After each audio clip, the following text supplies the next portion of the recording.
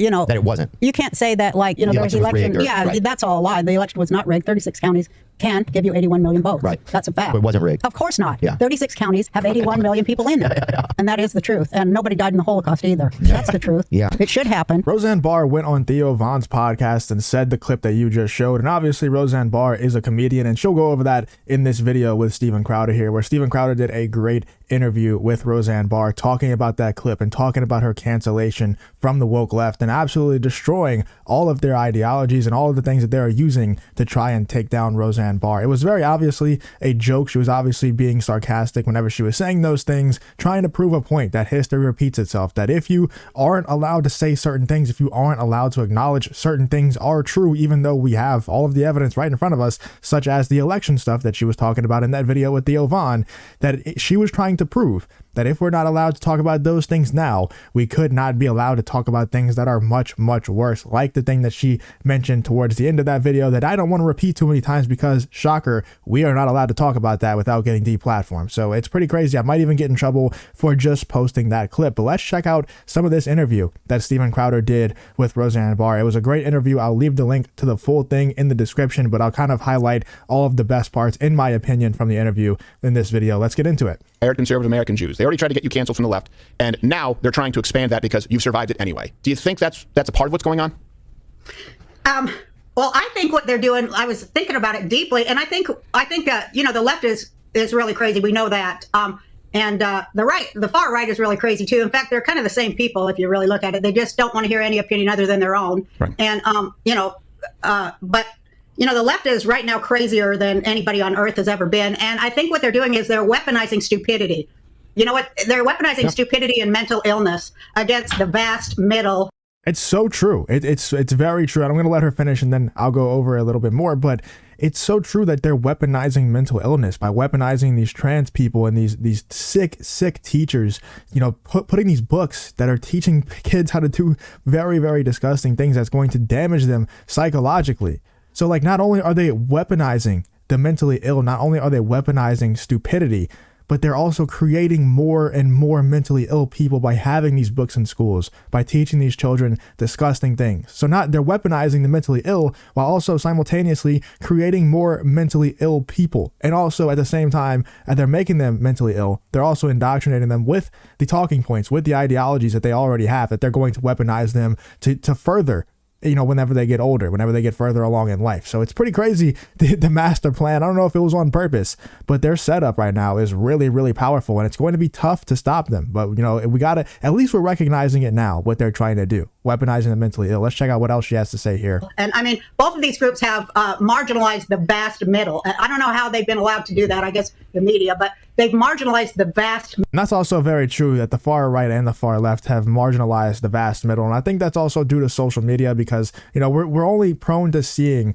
the very, very extreme sides of things, the very, very extreme leftist, the very extreme right wing. And it's very obvious that, social media has definitely played a huge role in that, where the middle, it's not as exciting to just see middle of the road people who don't really feel too strongly on certain ideas and certain topics. It's much more entertaining. It's much more exciting to see someone who is very, very far left and feels very, very strong about something, or very far right and feels very strong about something. Because at one point you did have people who were on the right who were mad at you, but do you feel like there's been, let's kind of take off the table the far left, far right, more of an embracement, galvanizing when they've tried to cancel you from people on the right who may be working in Hollywood for a long time? You didn't know they were there and looking for a champion. Did you find that?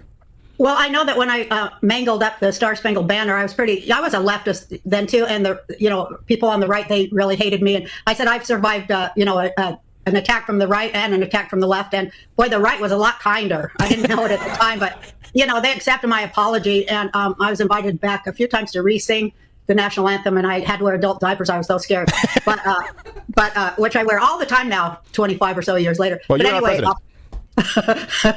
Well, they're so helpful. But anyway, then on the left, these guys, And what she's saying there also I resonate with, because yes, the extreme right are probably not too enjoyable to be around, the extreme left not too enjoyable to be around.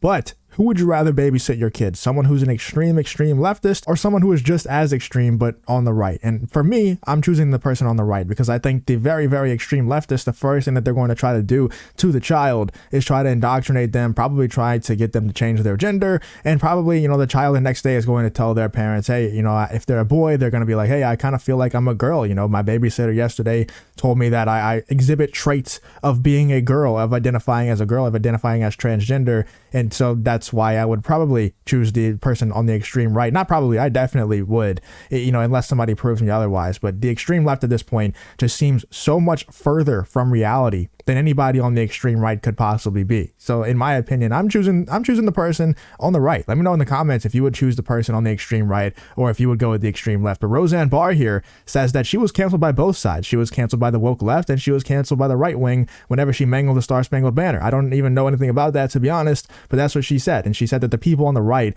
were much more kind because they were willing to accept her apology. They were willing to take her back in once she did apologize. And I think that, honestly, that sounds great and everything, that the right is so compassionate, but that's honestly why we're in this situation, is because we were too compassionate, because we were too forgiving, and we weren't aggressive enough. Whereas the left is like, once you betray us, you are our enemy forever. No matter what you do, no matter how many times you apologize, you are canceled. You will lose your livelihood, and you will lose all of your fans, lose all of our support forever. And there's no coming back from it. And I honestly, that's not the world that I want to live in. It's definitely not. But at the same time, it's much more effective than being compassionate, than being forgiving, like the right has been. And that's why there's these, things being in schools, the books being in schools like Genderqueer and the other books that teach children to do disgusting things and damage them psychologically. That's why the left owns colleges. That's why all of the college professors, are indoctrinating the students to be leftists and to be extreme leftists, not just normal leftists. It's because they have been so adamant, they have been so aggressive with their strategy, whereas the right has been very compassionate. At you again. And what really makes me mad is that they would go, they seem never to go after the things I say in interviews or on my podcast now, but they go after my jokes. And that's very interesting because, my one tweet that they killed me for, that was a joke. Right. And now this was a bit that I have done on stage. And,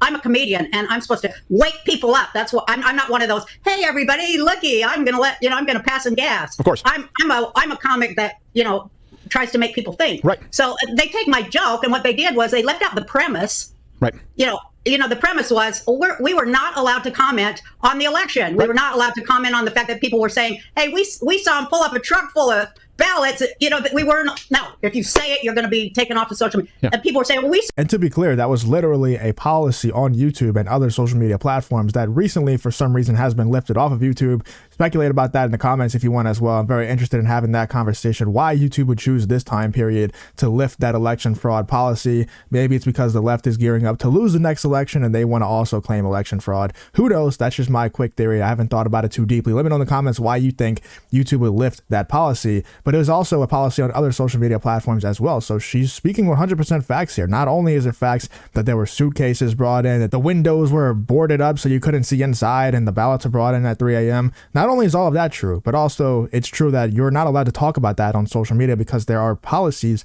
preventing you from doing so. And that's probably a big reason why Steven Crowder has been banned off of so many social media platforms, including YouTube. And it's definitely why a lot of other people, Sneeko comes to mind. That was the reason that was given for him being banned off of YouTube. So there's a ton of people truly getting banned for just speaking facts on the election. We saw him tape up the windows. We saw him and all of us saw him pull out suitcases. No, you're not to say it. Yeah, I know. Well, we know that all votes come from a red. I had to find. I'm sorry, what? I was saying we know that all voting precincts typically have Bristol boards on the windows, and the votes come in a real wet rag, and that's what they do. Yeah, and suitcases. But they fact checked. Yes, they said it weren't suitcases. Right? This came from New York Post. No, fact check. They weren't suitcases. They were Pelican cases that looked strikingly like suitcases. Well, that solves the problem, asshole. Our concern is that you said a pipe burst at 3 a.m. and we see them pulling cases out with ballots. Let's not care if it's a Samsonite. Okay. And what's crazy is I remember whenever I was watching that election go down, the night, it looked like after the first day, it looked like Donald Trump had a good chance of winning. Like he was most likely going to win. And then he gave his little speech before everybody went to bed, before the voting closed and everything. And he even said himself, let's just hope they don't find a bunch of votes overnight. And what exactly did they do? What exactly happened? Exactly what Donald Trump said was going to happen, dude. It was pretty mind-blowing at the time. It's mind-blowing still to this day. And what's even worse is the fact that we're not allowed to talk about it. We're not allowed to say exactly what I just said. Well, maybe now we are. I don't know. Who knows how far they'll actually let you go now that they've lifted that policy. Hopefully pretty far. Hopefully they're turning over a new leaf. Hopefully, you know, I hope for the best. I just don't think it's actually true. I think there's always an agenda behind everything that big tech does. So who knows? Let me know in the comments why you think they lifted that policy. As someone who's always been, you know, right-leaning and conservative, the right had a problem with being funny, with humor, because they couldn't necessarily acknowledge reality, right? They would have to be always clean, and it would remove that edge. The left today is incapable of humor because they can't even agree on what reality is. If you can't make fun of, you know, a drag queen story hour at a public library, there is no group that wouldn't be considered so marginalized that you can't make a joke about it. That's why the left can't do comedy, and they're afraid of you. They're afraid of people thinking. They really are. And they just read crap off scripts anyway. None of them even believes that stuff. They all know it's a lie. They've read it off a script and they're just parroting it because people are paid to be parrots. It's all about that soundbite. And, you know, they'll do anything for it. You know, acting is like that. You know, some people, you know, who had principles a long time ago refuse to play a role. I'm thinking of a lot of black actors. They said, I'm not going to play that. I'm not going to wear the dress, for instance. Right. Well, there's 10 million people behind them that will. Right. You know, so whoever will step up to do it, that's who gets the job. Those are not people that we should be looking to for any kind of social context about anything. I mean, it is really, really...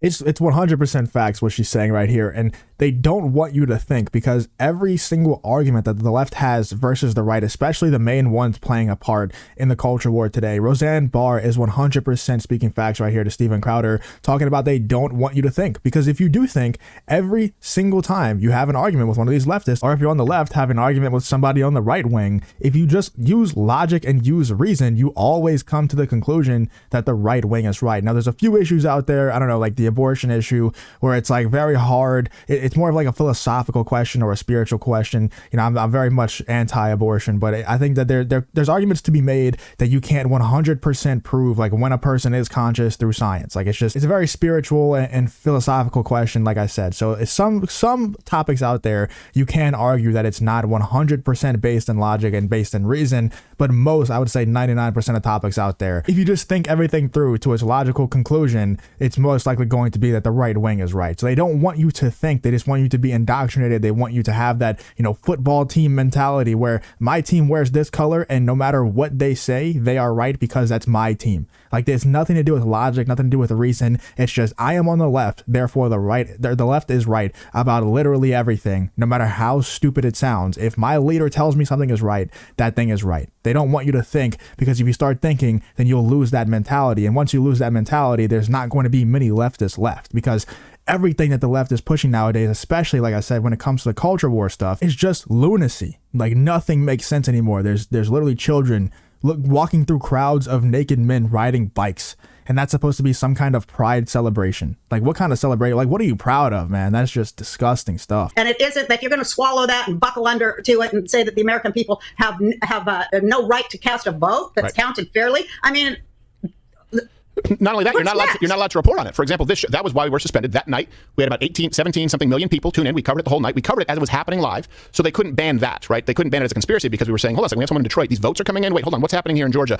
And then when we actually started sending people from this office to addresses where people voted that didn't exist. So I think Roseanne Barr spoke absolute facts on Steven Crowder's interview. Like I said, there's still a few minutes left, or, you know, there's a good bit of this interview left that I didn't cover because I didn't want to cover the entire thing. I will put the link either in the description or the pinned comment if you want to watch the entire thing. It's a great interview that Steven Crowder did with Roseanne Barr, and I think they talked a lot of facts regarding the left and cancel culture and woke culture and things like that. So if you want to check out the whole interview, I highly recommend it. Shout out to Steven Crowder for doing this, and shout out to Roseanne Barr for actually not being afraid to speak her mind and honestly speak the truth, because all of the stuff that she is saying is backed by facts. We have the video, we have the evidence.